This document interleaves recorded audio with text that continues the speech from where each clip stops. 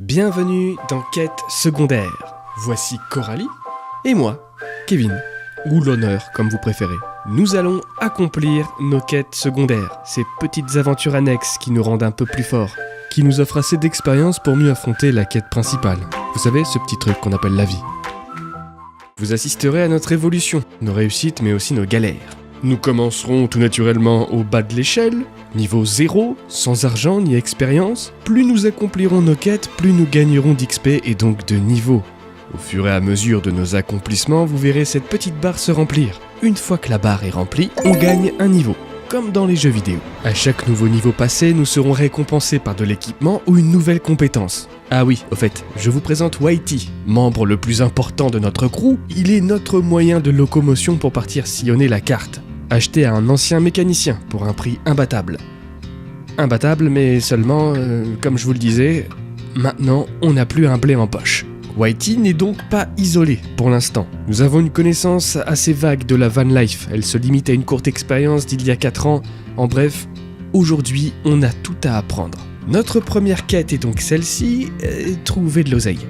Tiens. Un couple recherche un photographe en urgence pour leur mariage. Si on s'y met à deux avec Coralie, on pourrait leur proposer un pack comprenant photos, retouches photos, plan drone, vidéo et montage vidéo. Alors, 2 professionnels prendraient dans les 800 à 1000 euros minimum, je pense, pour ça. Sauf que c'est pas notre cas, on n'est pas des pros. Proposons 2 fois moins cher. 400 euros. Adjugé, vendu.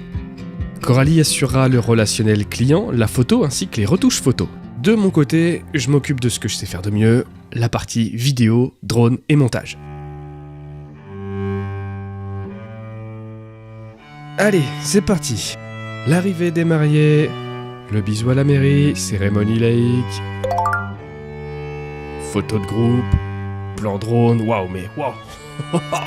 Tout s'enchaîne si vite. On a à peine le temps de cligner des yeux là. Il faut se faire discret, ne pas prendre notre binôme en vidéo et photo, ne pas succomber à l'émotion quand ça en déborde. Alors malgré quelques couacs et pertes de rythme, 2-3 oublis, on arrive quand même à s'en sortir avec de belles photos et un chouette montage vidéo. Les mariés sont super contents du résultat et la paye tombe. On empoche un peu d'XP et la somme de 400 euros.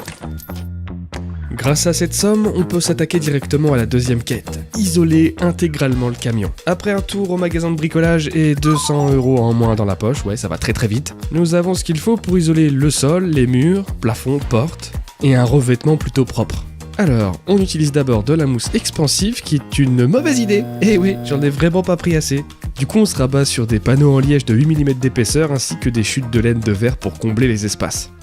Le tout est recouvert d'un lambris blanc en PVC et d'un superbe lino pour le sol.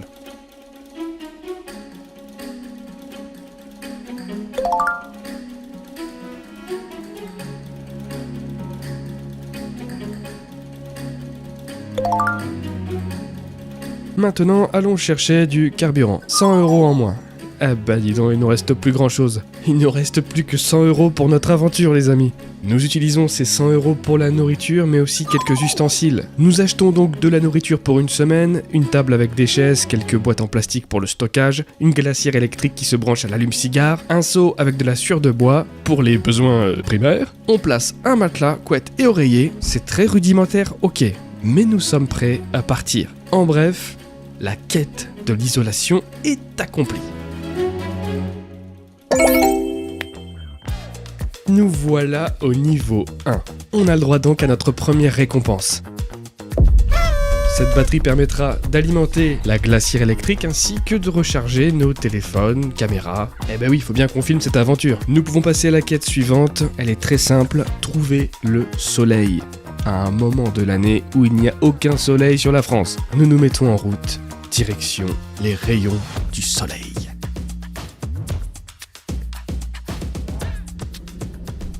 C'est juste une chambre, c'est juste un matelas posé. Parce qu'on n'a pas encore vraiment eu l'occasion, eu le temps, et puis les finances aussi, de terminer l'aménagement en termes de meubles. Ouais, on a juste fait l'isolation. Le lit sera ici en fait sur la largeur. T'es vraiment pressé de vouloir tester un petit peu ce camion, l'isolation, tout ça. Donc on a dit allez vas-y, on prend le matelas. 2-3 affaires, une glacière électrique, le frigo, la chambre et les affaires de salle de bain, la cuisine et les toilettes. Ça va être n'importe quoi. Ça va être l'improvisation. En fait, la mission qu'on a dans ce road trip, c'est d'aller chercher les rayons de soleil. Parce que je vous avoue que là, on n'en peut plus. On n'en peut vraiment plus de ce temps de chiottes. Ça commence à d'éteindre un petit peu sur notre morale. Donc du coup, c'est vraiment la mission de ce premier road trip, c'est d'aller chercher le soleil. Et là, pour le moment, il n'y a qu'un seul endroit où il y a du soleil, c'est vraiment dans le sud de la France, vers Perpignan, tout ça. Là, on a la petite fenêtre pour voir derrière si tout se passe bien. Et mollo les gars, là, faut ralentir sur les pingouins. Bon, l'objectif aussi, c'est de rationner un maximum de nourriture pour les cocottes, pour les chats, qu'ils soient tranquilles.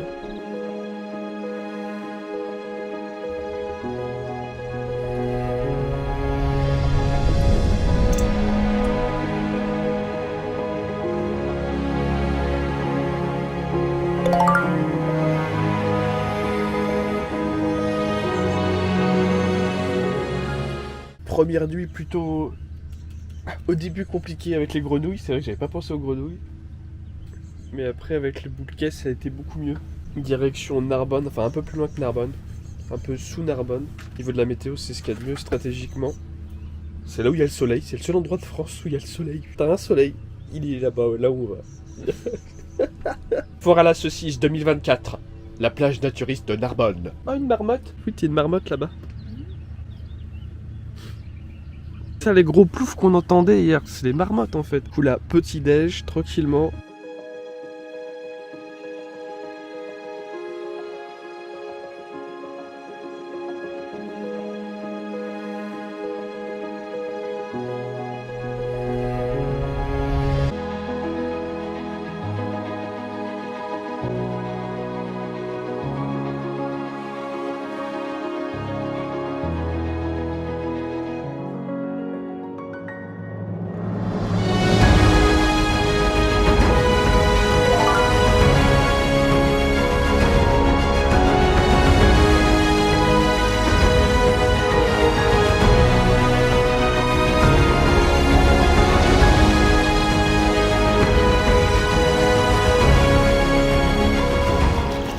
Par contre, il est où le chemin là? Parce qu'il y a de l'eau, comme qui dirait partout là. Nous recherchons le wifi s'il vous plaît. La ville de La Franquie, dans le camping du même nom. Ah, voilà, on est passé sur un camping parce qu'en fait, sur les côtes, tout ce qui est camping-car, van aménagé, etc., c'est en mode pestiféré quoi. C'est genre absolument impossible de se garer. Tu te fais soit dégager par la mairie, soit par les habitants, quoi. Enfin voilà, c'est vraiment une chasse aux sorcières, les vannes. J'ai l'impression dans cette zone-là, dans tout ce qui est un petit peu bord de mer de toute manière.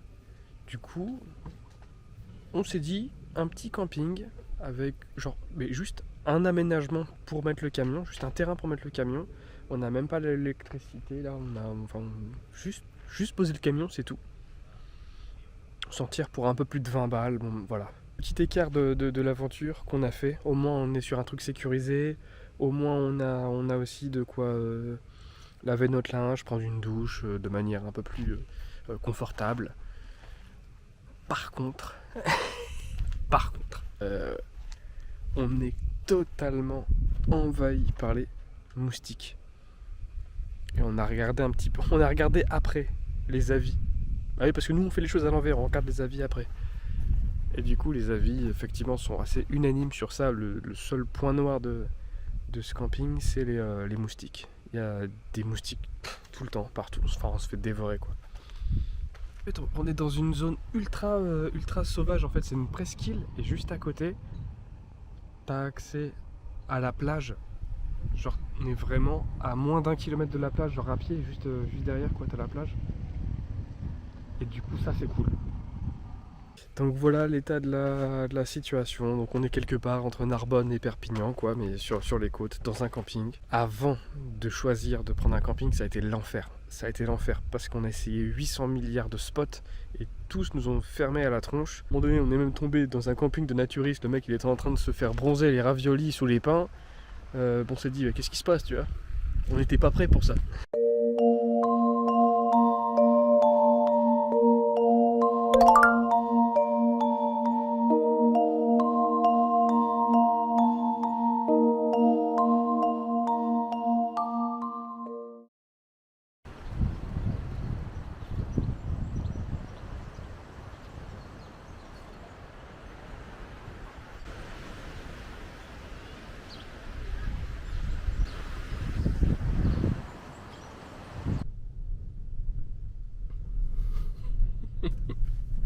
Qui pisse face au vent arrose son voisin. Se rince bien les dents.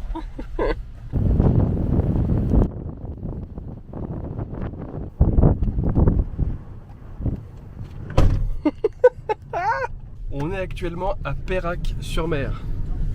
À tous les habitants de Peyrac-sur-Mer, vous êtes égoïstes. Pas une seule place de parking pour les voyageurs. Et sinon, si on veut vraiment se garer dans la ville, bah faut vraiment juste être un habitant de la ville, quoi. Alors je comprends tout le truc, sauvegarder l'endroit, tout ça. Mais bah on est frustré du coup, quoi. Regardez cette femme, les habitants de Peyrac-sur-Mer. Regardez ça, au boulot. Elle voulait faire juste des pâtes avec de la crème et du poulet. Et on se fait des sandwichs avec du pain. Et c'est du pain au maïs. Impossible de trouver genre juste des chaises, en fait, des chaises de camping. On a fait tous les gros magasins du coin. Dans un des endroits de France où il y a le plus de camping au monde. Et il n'y a pas de chaises de camping dans les magasins. Il a fallu qu'on en fasse quand même 3 pour en trouver. On en a fait 4 au moins. 5 ? Bah oui. Bon après voilà, le coin est chouette. Ça change un petit peu de la Dordogne. Un peu. Il reste 2 comme ça. Eh ben on prendra de la rosette. Et caprice des dieux aussi, je suis désolé de te le dire mais il va falloir le finir. Et j'ai eu mon premier petit accident aussi hier. En voulant faire marche arrière dans un chemin, il y avait un petit mur de pierre derrière et ça tapait le pare-choc arrière, quoi.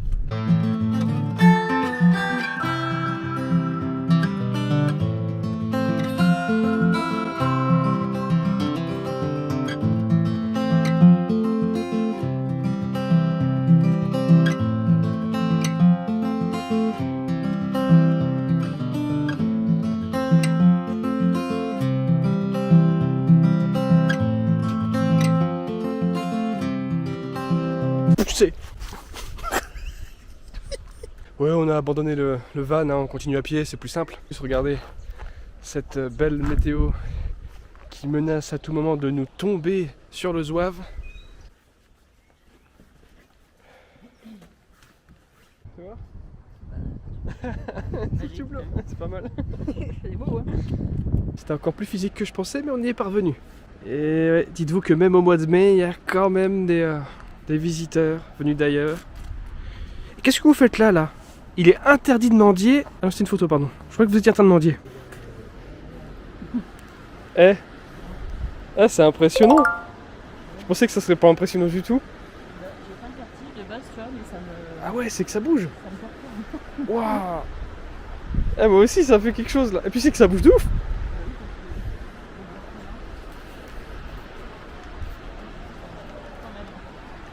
Ça bouge, hein. Et quand tu regardes en bas, ouais, mais pourrait pas les Mongols aussi. Tu vas laisser passer. J'ai pas le vertige non plus, mais ouais, ça fait un petit guidzit. Ça fait un truc, ouais. Le pont va céder, les amis, il y a beaucoup trop de monde qui arrive. Je sais pas le nombre de personnes autorisées, mais là il y a.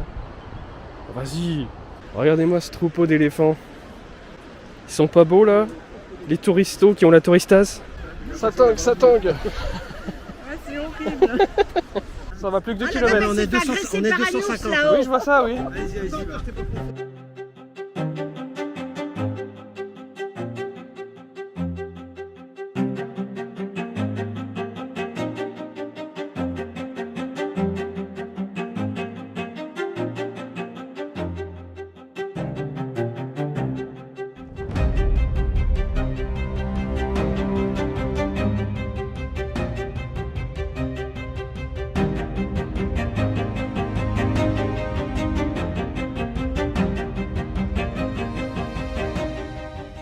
Attendez-vous à ce que lundi soit la prochaine journée ensoleillée. Qu'est-ce que vous avez ressenti à ce moment-là? Après, on dirait qu'on n'a pas beaucoup avancé aujourd'hui alors qu'il y a eu beaucoup d'heures de route, mais c'est normal, c'est les montagnes.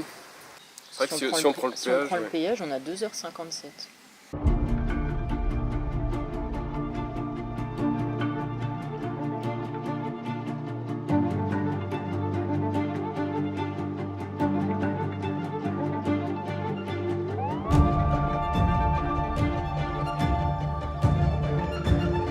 tout autour du lac, et ben il y a vraiment personne. Donc là il y a une route quand même avec de la circulation mais pas constante. Et on s'attendait vraiment à avoir du monde parce que t'as un parking là-bas, t'as un deuxième parking devant. Et en fait là ça continue sur un bon 100 mètres où tu peux poser sur le côté comme ça des camions. Et le truc trop cool c'est que ici ils ont fait un spot de pêche spécial pour les handicapés. Moi c'est la première fois que je vois ça et j'ai trouvé ça génial. C'est vraiment un spot de pêche pour les personnes à mobilité réduite. Ils ont vraiment aménagé le ponton spécialement pour ça, regardez. Même là, tu vois, c'est un petit peu plus bas. Le gars, il vient avec son fauteuil, il pose ses cannes à pêche, que ce soit ici ou ici sur les côtés, et il peut venir pêcher tranquillement, quoi. Et c'est genre trop bien. Et cet après-midi, on a eu pour seul voisin justement un camping-car qui est venu. Et effectivement, il y avait une personne handicapée qui était là. Alors, elle n'était pas en fauteuil roulant, elle était avec des cannes, tout ça. Mais du coup, ils ont pu profiter de l'endroit, pêcher, déjeuner, passer l'après-midi ici, à profiter du lieu, et puis repartir tranquillement. Quant à nous, on va se retourner à la maison. On espère que la météo sera plus clémente.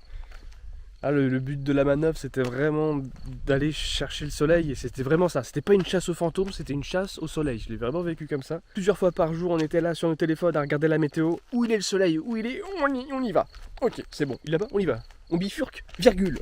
Coup, maintenant, faut retourner un petit peu au monde réel. Faut retourner aux obligations. Faut retourner au travail. Mais au moins, on a pris ces quelques jours-là. La mission elle est réussie. Non là on est bien là. On est bien.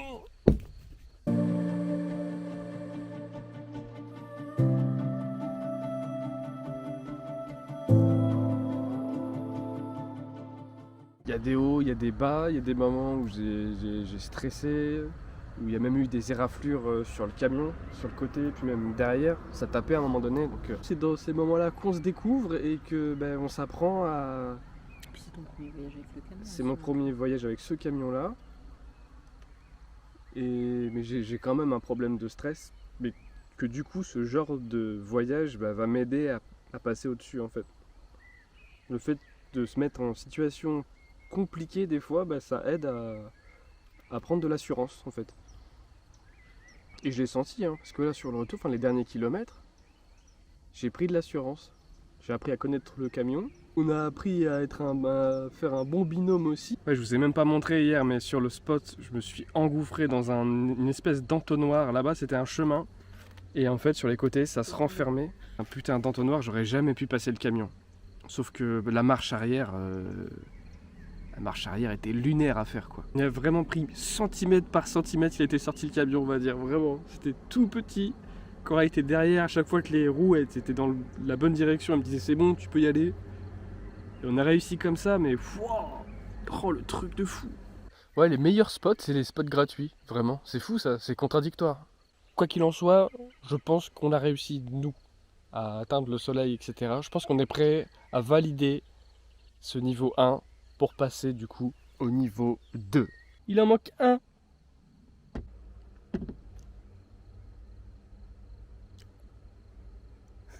Oh!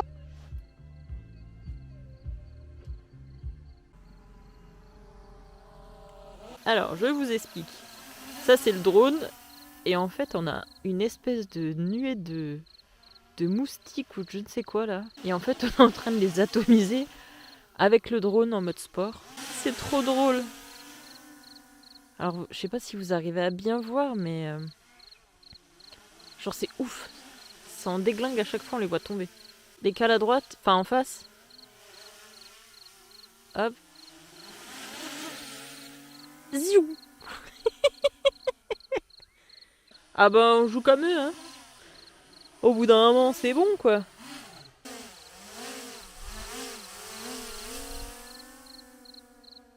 Le mec qui passe dans les hélices, hein. Ah bah oui. Il y en a clairement moins, là.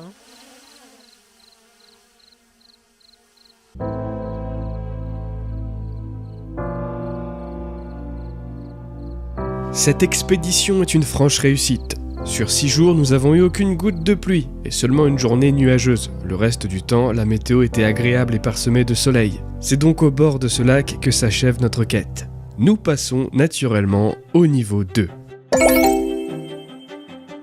Il vous faudra voir le prochain épisode pour découvrir quelle sera la nature de notre prochaine quête, ainsi que notre récompense pour avoir passé le niveau 2. Nous terminons notre soirée en musique devant ce superbe lac. Spectateur d'un combat d'écrevisses,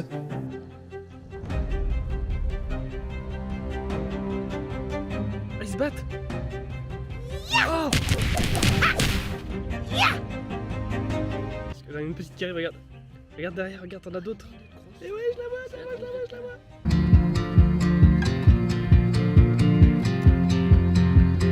Sur la passerelle, t'étais en train de courir, de sauter en chantant Lila Lila Lila Lou. C'est bon, tu as 2 secondes. Théma le nuage de moustiques juste au-dessus du camion, s'il te plaît.